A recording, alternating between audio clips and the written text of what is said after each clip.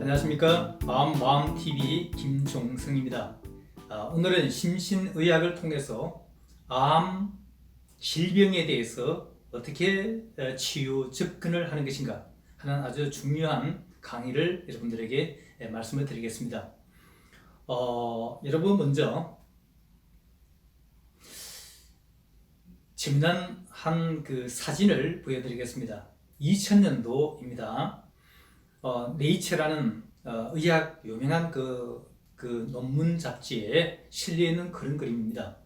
의사와 간호사가 열심히 바닥에 물이 흘러있는 것을 바켓에 훔쳐 담는 그런 그림입니다. 근데 여러분, 이 그림에서 좀 문제점을 발견해야 할 수 있지 않나요? 그렇죠. 문제는 뒤쪽에 수도꼭지가 고장이 났습니다. 근데 이게 계속 물이 흘러내리고 있는데 지금 의료인들은 열심히 바닥에 있는 그것만 훔쳐 담는 그런 현실이라는 것을 반성하는 그런 그림입니다. 여러분, 이 그림은요, 2000년 그 해에 지난 우리가 150년의 서양의학의 가장 그 역사를 한번 반성해 볼 때에 우리는 지금까지 증상, 심통, 증상들만 치유해왔지 근본적인 그 원인을 제거하지를 못했다 하는 이런 반성의 그림입니다. 여러분, 저 수도꼭지 수리하는 원인이 되는 이게 도대체 무엇일까요? 병의 원인은 오늘 현대의학의 반성을 해보니 생각보다는 몸보다는 마음이 너무 중요하다는 것을 알게 되었습니다. 그래서 스트레스, 생활 습관, 라이프 스타일 이런 게 그 병을 가져온다는 것을 알게 된 것이죠. 그래서 저는 오늘 이 스트레스가 어떻게 병하고 관계에 있는 것인가 하는 부분에 좀 비유적으로 쉽게 여러분들에게 소개를 드릴까 생각합니다. 여러분, 가령 이 쓰레기 봉투를 쓰레기를 담고 쓰레기 봉투를 꽁꽁 묶어서 아마 집 밖에 내놨다고 생각해 보십시다. 근데 이 쓰레기차가 빨리 가지 않았어요. 이게 햇빛이 쨍쨍 내리쬐는 낮에 그냥 안에서 부글부글 끓어서 아마 섞고 있습니다. 그런 상태라고 생각했을 때 안에 이 부글부글 끓는 게 나중에는 빵빵하게 아마 커질 겁니다. 그러면요, 나중에 어떻게 됩니까? 안에 불이 나죠. 이 불 나는 게 우리식으로 말하면 화병입니다. 여러분, 화병이라는 이름 자체도 우리 세계적인 이름까지 만들어졌죠. 이거를 우리가 좀 다르게 말한다면 사실은 스트레스입니다. 여러분, 이 스트레스가 계속 빵빵 차다 보면 말이죠, 이게 뻥 터집니다. 이게 위로 뻥 터지면 사이코 디지즈라 해가지고 아마 정신적인 이 질병들, 마음의 질병, 대체적으로 뭡니까? 불면, 우울, 공황장애, 신경증, 정신분열, 아마 이런 거. 사실 이 모든 병들은요, 이 병들은 전부 다 스트레스하고 직접적인 관계가 있습니다. 여러분, 몸으로 나타나는 질병들도 있습니다.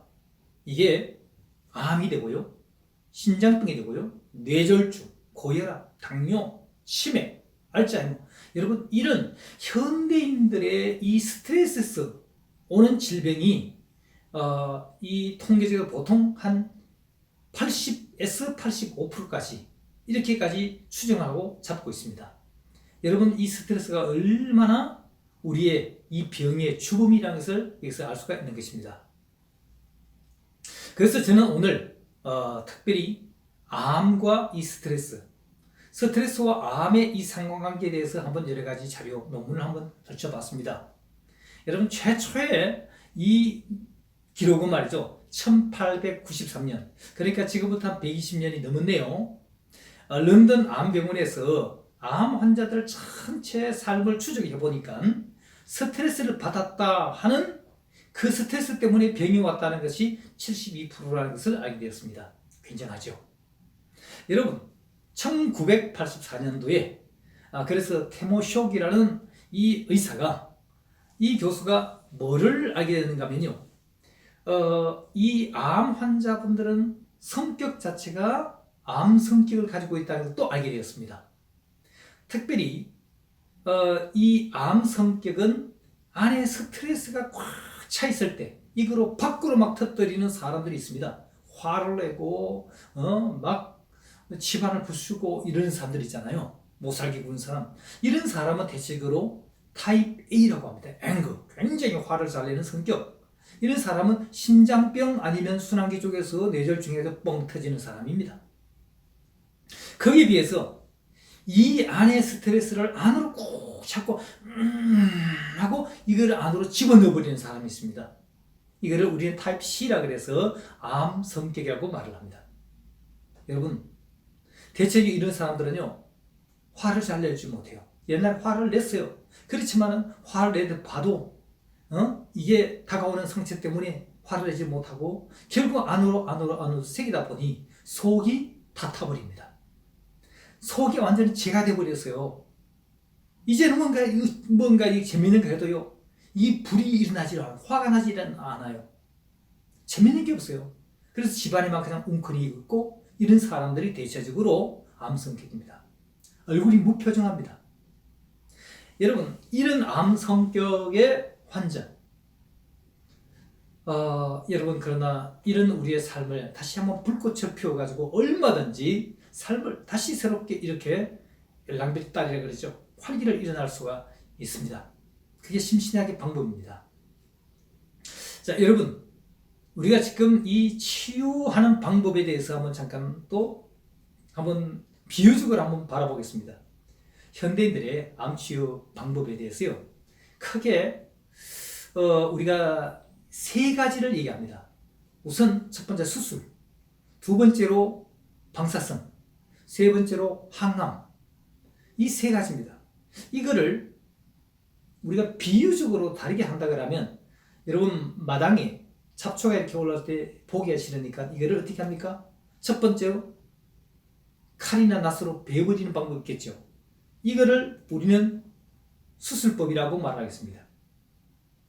그런데 이 수술을 하고 눈에 보이는 장종괴를 없앤다 할지라도 요거는 없어졌지만은 아직 몸속에 암세포는 흘러다니고 있어요.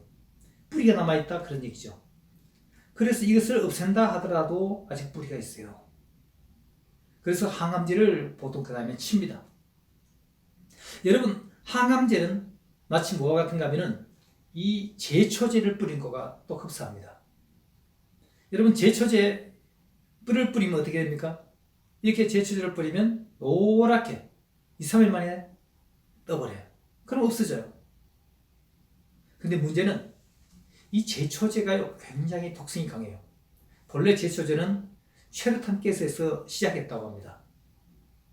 근데 이 항암제가요, 화학약품이 정상세포하고 암세포를 구분을 어떻게 해내는가 하면은요, 암세포는 세포 분열을 빨리 팍팍팍 자라납니다. 그래서 빨리 자라는 세포를 때리는 게 항암제입니다. 근데 문제는 정상세포 가운데 빨리 자라는 세포들도 있다는 얘기예요. 가장 대표적인 것이 머리카락이고 손톱이고 입 안에 이 소화기 계통 이쪽에 이 기관에 이거는 굉장히 세포가 빨리 자라요. 그래서 항암제를 치면은요, 머리가 빨리 빠지고 입안이 다 허물어서 음식을 제대로 먹지 못하고 손가락이 손톱 이기가 물러서 어떤 사람은 빠지기도 하고 이런 사람들이 생기는 거죠. 근데 이게 문제는 항암제가 너무 독해서. 근데 이것이 이렇게 하는 방법은 이렇게 해서 잘 처리하고 처음에는 이렇게 잘 극복하면 좋은데 자칫 아직도 뿌리까지 남아있어서 뿌리를 잡지를 못하는 수가 있다는 얘기죠. 그래서 얼마 있지 않으면 올라오는 겁니다. 그래서 그 다음에는 보통 가을 되면 어떻게 합니까? 아예 불을 질러버리는 겁니다. 그래서 이 불을 찌르는 방법이 뭐가 같은가 하면 방사선과 같아요. 아주 비유가 적절하다고 생각합니다. 근데 이 방사선을 하게 되면 싹 없어져요. 근데 문제는 그 다음에 보면 또다시 뿌리가 있어서 또 올라오다가 하는 얘기입니다. 그래서 현대의학에서 이 세 가지 중요한 서전, 키모, 그 다음 방사선, 이 세 가지 방법 이외에 또 뭐가 없냐 해서 심신통합의학이 여러분의 삶에 큰 유익을 드리라고 확신합니다. 암마음TV 김종성이었습니다.